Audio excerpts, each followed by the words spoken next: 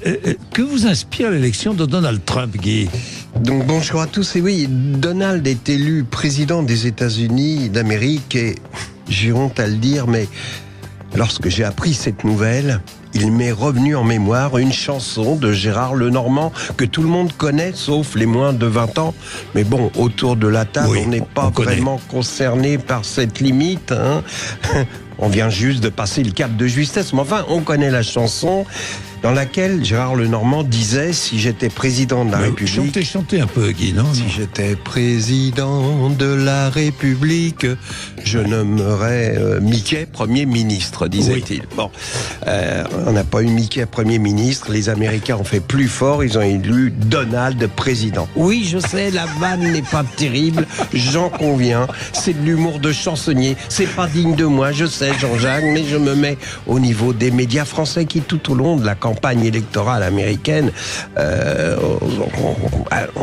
ont procédé à une surenchère de bien-pensance avec des journalistes qui se prenaient pour Jean Moulin lorsqu'ils évoquaient Donald Trump. C'est bien simple. Lorsque je regardais, par exemple, l'émission C'est politique sur le service public, j'avais l'impression délicieuse de faire partie d'une réunion d'un commando de résistance. De la même façon qu'il y avait le groupe Manoukian pendant la guerre aujourd'hui pour combattre les fachos. En France, pour combattre le fascisme, il y a le groupe Marion Cotillard. Les people et les journalistes français n'ont pas peur d'employer les grands mots, traitant Trump de crétin, de facho, de clown véreux, dangereux pour les États-Unis, pour la planète, ce qui n'est pas forcément faux. Et à la fin de leur diatribe enflammée, ils lancent un regard de défi sans risque vers la caméra et on a même l'impression qu'ils se retenaient d'entonner le chant des partisans.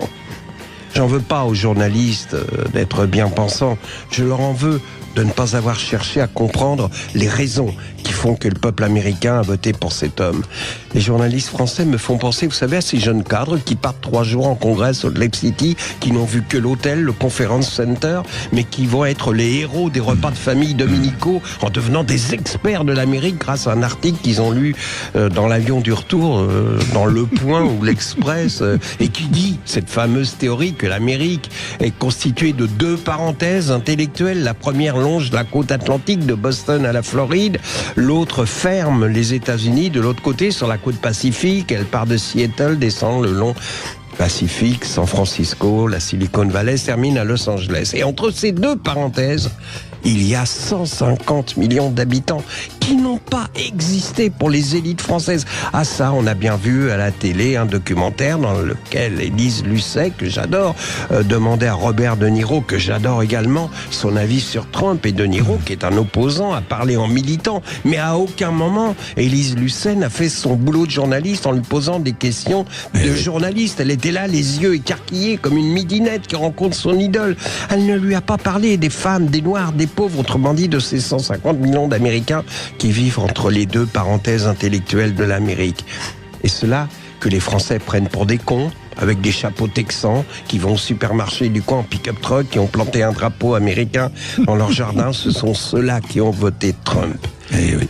Les journalistes devraient au moins en tirer la leçon pour la France.